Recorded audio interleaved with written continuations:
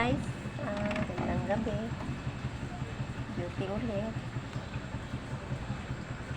Mahirap. Puyat, kalaban mo puyat pag naka-duty ka, pero kailangan daming pinapaaral.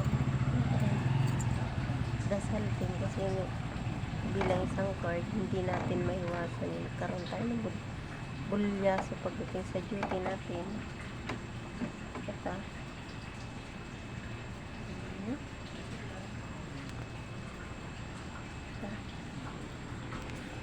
Ayan guys. Ganyan, monitoring lang. Mahirap talaga. Pero kailangan magtyaga kasi hindi natin masabi. Wala tayong pinakasalang pwesto. Dito, bukas makalawa, wala ka na naman. Lipat na magpanibagong agency. Ganun talaga ang buhay kwarto.